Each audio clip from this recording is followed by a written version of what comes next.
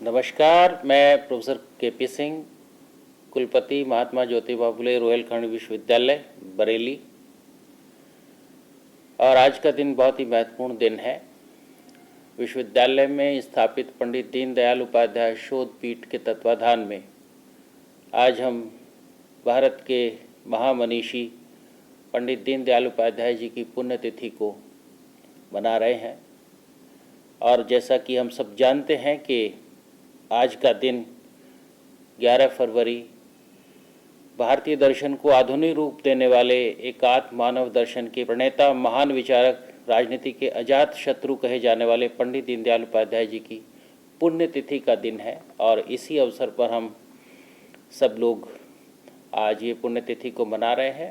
और जैसा कि आप सबको विदित है कि उत्तर प्रदेश सरकार द्वारा प्रत्येक विश्वविद्यालय में पंडित दीनदयाल उपाध्याय शोध पीठ की स्थापना हुई है। यह शोध पीठ दीनदयाल उपाध्याय जी के विचारों पर आधारित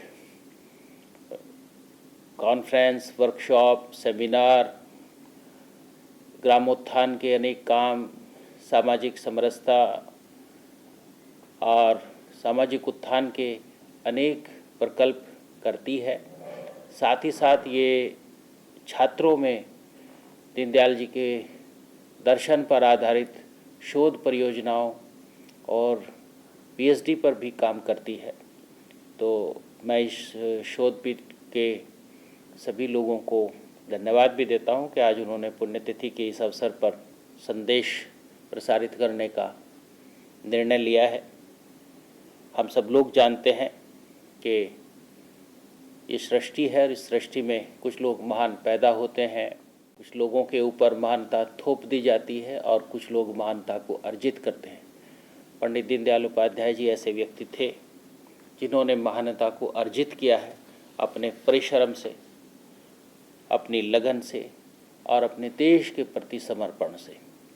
25 सितंबर 1916 को मथुरा जिले में जन्मा ये बालक, जिसके बचपन में ही माता पिता का देहांत हो गया, उनके मामा जी के द्वारा उनका लालन पालन हुआ और अपनी प्राथमिक और उच्च शिक्षा प्राप्त करने के बाद ये बालक जब बड़ा हुआ तो अपने मामा जी को एक पत्र के द्वारा लिखता है कि मैं अपने आप को इस राष्ट्र को समर्पित करना चाहता हूँ। और उस पत्र में मैं ज़रूर पढ़ना चाहूँगा कि क्या लिखते हैं। पंडित जी लिखते हैं, ईश्वर ने हम सबको बहुत कुछ दिया है, क्या हम अपना एक सदस्य भी राष्ट्र की सेवा के लिए अर्पण नहीं कर सकते? आपने मुझे शिक्षा दीक्षा देकर हर प्रकार से योग बनाया मामा जी, क्या आप मुझे राष्ट्र सेवा के लिए अर्पण नहीं कर सकते? यह एक बलिदान ही नहीं, एक निवेश होगा। यह समाज रूपी खेत में खाद डालने के समान होगा। हम आजकल फसल काटने में रुचि रखते हैं और खेत में खाद डालना भूल जाते। इससे हमारी भूमि का बंजर और अनुत्पादक होने का खतरा बना रहता है। क्या हम अपने समाज की सुरक्षा, लाभ तथा भारतीय संस्कृति के लिए कुछ महत्वाकांक्षी आँखों का त्याग नहीं कर सकते? जिसके लिए राम वन में चले गए, कृष्ण ने अनेकों कठिनाइयाँ सहन की, राणा प्रताप जंगलों में भटकते रहे, शिवाजी ने अपना सब कुछ दांव पर लगा दिया, गुरु गोविंद सिंह जी ने अपने नन्हे बच्चों को जीवित दीवार में चुनवा दिया। हमें राष्ट्र के लिए अपनी महत्वाकांक्षाओं को मारना ही होगा। और पंडित जी के इस पत्र का असर हुआ और उसके मामा जी ने उनको राष्ट्र सेवा के लिए जाने की अनुमति दी। पंडित दीनदयाल उपाध्याय जी एक प्रखर विचारक थे, उत्कृष्ट संगठनकर्ता थे और ऐसे व्यक्ति थे जिन्होंने जीवन भर अपनी व्यक्तिगत ईमानदारी और सत्यनिष्ठा को महत्व दिया। भारत रत्न नानाजी देशमुख एक संस्करण में लिखते हैं कि एक बार वो और पंडित दीनदयाल उपाध्याय जी दोनों बाज़ार में सब्जी खरीदने गए और एक महिला से उन्होंने सब्जी ली और दोनों बातें करते हुए वापस आए। जब घर पहुंचने ही वाले थे तो पंडित जी का हाथ अचानक जेब में गया और उन्होंने देखा कि जो दो के दो सिक्के थे उनमें से जो खराब सिक्का था, जो खोटा सिक्का था, वो गलती से उस महिला को सब्जी खरीदने की एवज में दे के चले आए हैं, और जो अच्छा सिक्का है उनकी जेब में है।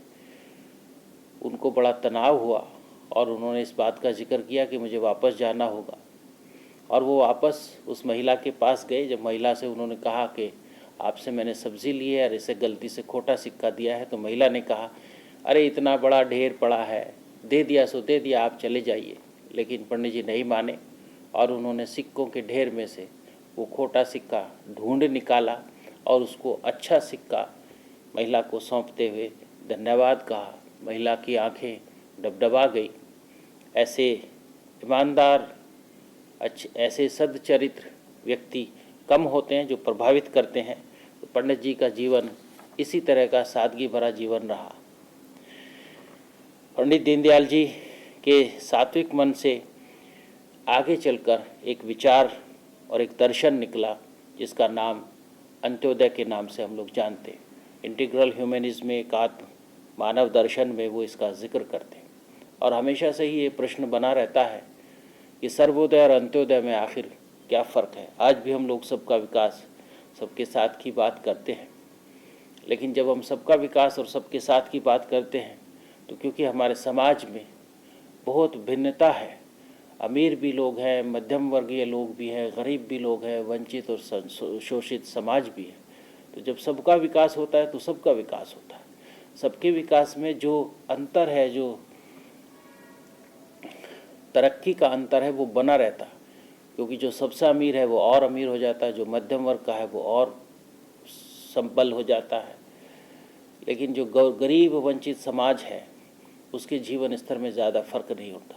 इसलिए उन्होंने कहा कि सबसे पहले जो हमारी पंक्ति में सबसे पीछे, सबसे वंचित, सबसे गरीब व्यक्ति खड़ा है, उसको आगे लाने का प्रयास करना चाहिए। और जब हम आगे लाने का प्रयास करते हैं तो सबसे अंत वाला आगे आएगा, तो उससे अगले वाला सबसे पीछे हो जाएगा, फिर वो आगे आएगा, फिर उससे अगला आगे आएगा, और इस तरह से एक ऐसा सर्कुलर बनेगा। धीरे धीरे समाज सार्वभौमिक हो जाएगा और समाज में सामंजस्य हो जाएगा, और सभी लोग एक तरह से अच्छा जीवन जी पाएंगे, अच्छे देश के नागरिक बन पाएंगे। ऐसा उनका विचार था और जीवन भर वो इसी विचार पे आगे बढ़ते रहे। उनका सबसे ज़्यादा जोर सांस्कृतिक स्वतंत्रता पर था। राष्ट्र की सांस्कृतिक स्वतंत्रता बहुत ही महत्वपूर्ण है, क्योंकि संस्कृति ही राष्ट्र के संपूर्ण शरीर में प्राण के समान संचार करती है। प्रकृति के तत्व पर विजय पाने के प्रयत्नों में तथा मानव होने की अनुभूति की कल्पना में मानव जिस जीवन दृष्टि की रचना करता है वही संस्कृति है, और इसकी स्वतंत्रता बहुत आवश्यक है।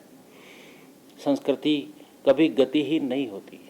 समय काल क्रम खंड के हिसाब से संस्कृति हमेशा निरंतर गतिमान रहती है, उसका अस्तित्व बना रहता है, लेकिन उसकी एक अपनी आत्मा होती है और वो आत्मा निरंतर हर समय में प्रवाह करती रहती है। उसकी विशेषताएं साहित्य, कला, दर्शन, स्मृति, समाज रचना, इतिहास और सभ्यता के विभिन्न अंगों में व्यक्त होती रहती है और संस्कृति निरंतर प्रवाह करती रहती है।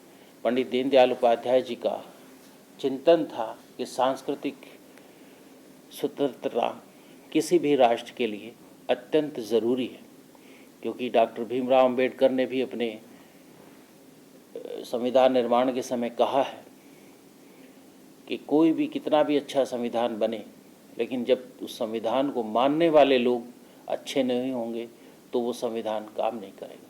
और उस तरह के लोग तभी हो सकते हैं जब सांस्कृतिक स्वतंत्रता होगी और उसमें संचार करेगी, राष्ट्र के प्रति समर्पण होगा, और ऐसे जब व्यक्तियों का निर्माण होगा सांस्कृतिक स्वतंत्रता के आधार पर, तो निश्चित रूप से वो अपने देश के नियम कानूनों को मानते हुए राष्ट्र को निरंतर आगे बढ़ाएंगे। आज दीनदयाल उपाध्याय जी भौतिक रूप से, शारीरिक रूप से हमारे बीच नहीं है, लेकिन उनका विचार हमेशा अमर है।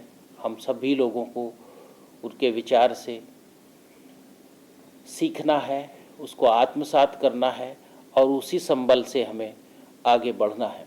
पंडित दीनदयाल उपाध्याय जी का कर्तव्य तो बहुत विशाल था, पर उससे भी अधिक व्यापक था उनका जीवन दर्शन, एकात्म मानव दर्शन। इसलिए हम सब लोगों को एकात्म मानव दर्शन का न केवल अध्ययन करना चाहिए, पढ़ना चाहिए, बल्कि उसको आत्मसात भी करना चाहिए और दरिद्र नारायण की सेवा के लिए, अपने आप को राष्ट्र की सेवा के लिए, संस्कृति की रक्षा के लिए हमको अपने आप को समर्पित करना चाहिए। यही सच्चे अर्थों में दीनदयाल जी को हम सब लोगों की श्रद्धांजलि हो सकती है। हम सब उनको सच्ची श्रद्धांजलि अगर देना चाहते हैं तो उनके दिए हुए इंटीग्रल ह्यूमनिज्म एकात्म मान दर्शन को पढ़ें, आत्मसात करें और उनके द्वारा अंत्योदय को पूर्ण करने में हम अपना जीवन लगाएं। चाहे हम नौकरी में हैं, चाहे हम छात्र हैं, चाहे हम किसान हैं, चाहे हम सामाजिक कार्यकर्ता हैं, चाहे हम मजदूर हैं, जहाँ हैं जैसी स्थिति में हैं उसको आत्मसात करके आगे बढ़ाएं। ऐसी अपेक्षा के साथ मैं एक बार पुनः पंडित दीनदयाल उपाध्याय जी को उनकी पुण्यतिथि पर महात्मा ज्योतिबा फुले रुहेलखंड विश्वविद्यालय परिवार की ओर से और अपनी ओर से कोटि कोटि नमन करता हूँ, प्रणाम करता हूँ। नमस्कार, जय हिंद।